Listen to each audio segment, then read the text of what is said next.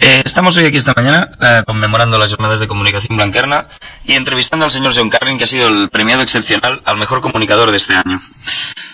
Señor John Carlin, es un placer tenerle aquí con nosotros y creo que hablo en nombre de toda la facultad y le felicito por este premio. Bueno, pues muchísimas gracias, es una sorpresa y seguramente hay gente que se lo merece mucho más que yo, pero encantado de recibirlo. Sí, ¿qué supone para usted recibir este reconocimiento? Bueno, siempre es una alegría ver, primero, que a uno lo lee. Uno nunca está muy claro de que cuánta gente realmente lo lee a uno.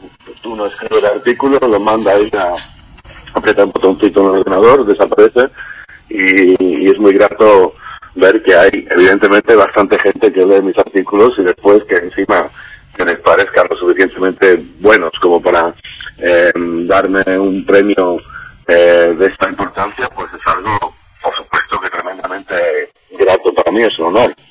Bien, sabe usted que esto es una facultad de comunicación y que aquí hay muchos jóvenes y futuros comunicadores, y los que no le hemos estudiado en clase de Introducción al Periodismo o las asignaturas pertinentes, que sepa que le van a seguir a partir de ahora y se van a interesar por su causa.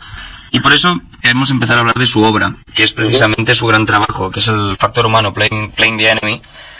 Y realmente tengo curiosidad por muchos aspectos del tema sudafricano, y para mí usted es un reflejo de todo esto y un estudioso del tema.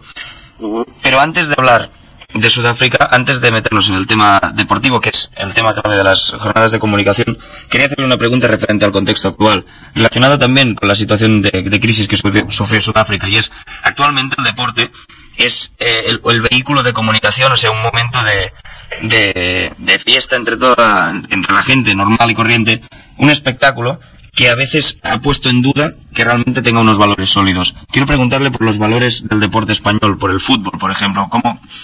¿Cómo puede afectar esto a la sociedad? ¿Cómo vio usted un cambio en los valores de una sociedad sudafricana y cómo los está viendo aquí con un fútbol que es espectáculo puro, entretenimiento y banalidad? Bueno, yo creo que tanto el fútbol como cualquier deporte, especialmente estos deportes que generan tanta afición, tanto público, son un reflejo más de la sociedad. Y cuando la gente se pone a criticar que los valores del fútbol, por ejemplo, se ven degradados o lo que sea, pues yo no creo que el fútbol sea un entorno ni especialmente virtuoso ni especialmente decadente. Simplemente es un reflejo nada más y tenemos en el deporte figuras que son fantásticos ejemplos para todo el mundo, para los niños, de valentía, de perseverancia, de nobleza, y también tenemos ejemplos del deporte de gente que es bastante nefasta y vil y cínica. Y bueno, en cualquier ámbito de la vida, sea la política, sea la ciencia, sea el periodismo, sea lo que uno quiera, va a haber la condición humana a todos los matices. Sí. Y usted me ha dado paso para, o sea, un apunte es el tema de que el deporte en sí no es un reflejo total, o sea, no es el marco donde tienen que englobarse sus valores, sino que hay muchos otros ámbitos. Pero la ocasión lo merece preguntar por el rugby, por Sudáfrica. Y quiero preguntarle si ese deporte, esa situación en Sudáfrica, marcó un cambio. O sea, el deporte, como he dicho, esto es un espectáculo y hay ámbitos, hay gente buena y gente mala, no es todo blanco y negro. Pero ahí en Sudáfrica, ¿realmente marcó el cambio? ¿Fue el detonante del cambio? Sí, bueno, ese es el motivo por el cual escribí el libro. De vez en cuando se dan casos muy excepcionales en los que el deporte se convierte en el escenario de lo mejor de la humanidad. Y precisamente eso fue lo que vi en esa final del Mundial de Rugby de 1995 en Sudáfrica.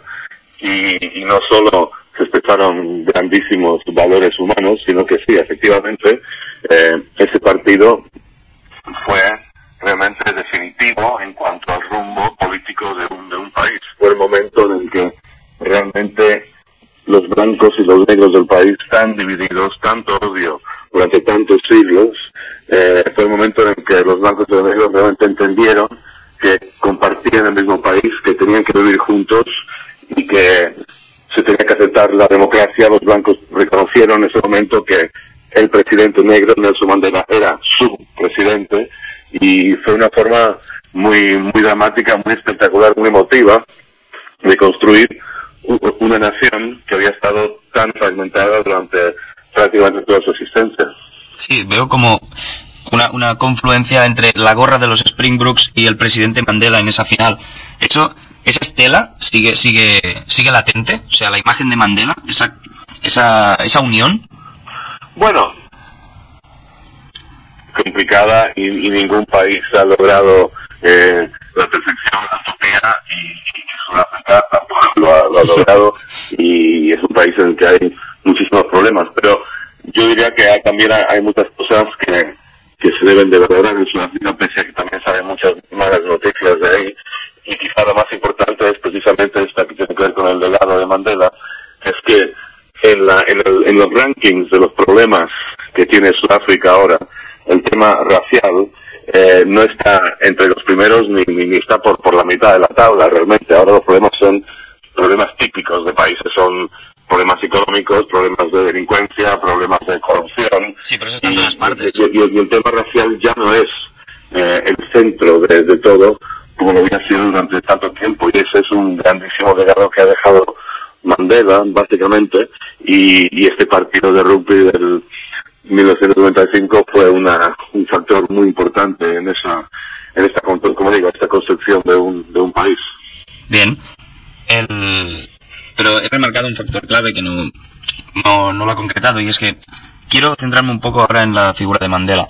El tema principal es que sin Mandela todo eso no fue posible, pero en sí Mandela, como he leído en su libro, remarca un factor clave, que es su propia gentileza, su don de gentes. Sin Mandela no hubiera habido el cambio, pero sin esa gentileza, habiendo Mandela, ¿hubiera habido ese cambio realmente?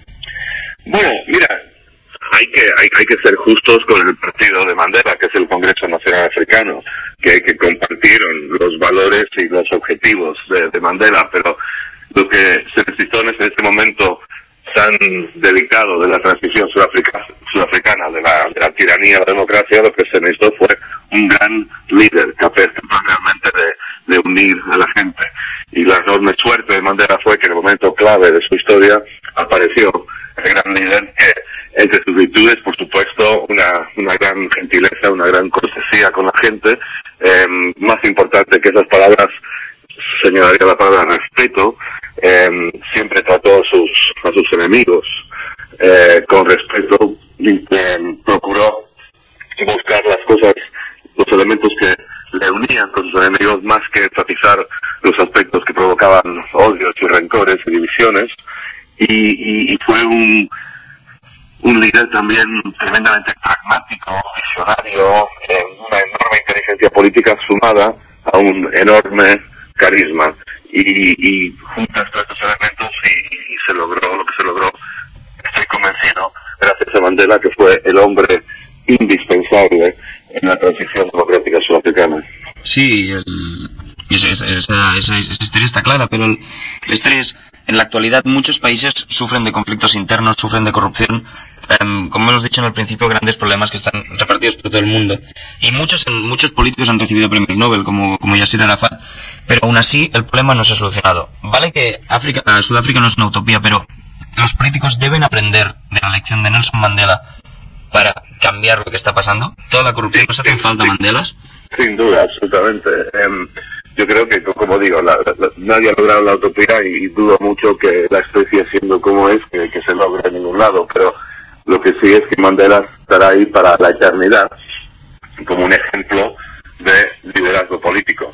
Y yo no tengo la más mínima duda de que todos los políticos del mundo, sea el contexto que sea, deberían de estudiar el caso de Mandela y aprender. O sea, fue un gran político por muchos motivos, un gran líder por muchos motivos, pero quizás el más importante es que, a diferencia de la gran mayoría de los políticos, él no buscó construir su poder a base de la división, sino que buscó la unión.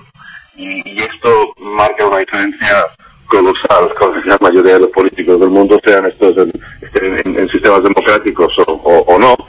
Y por ejemplo, en España, que es un país tan fragmentado por los temas de los diferentes nacionalismos, una figura como Mandela, aquí estoy seguro que hubiera sabido limar asperezas y habría sabido lograr un mayor consenso. Y creo que si los políticos de este país de España estudiaran el caso de Montes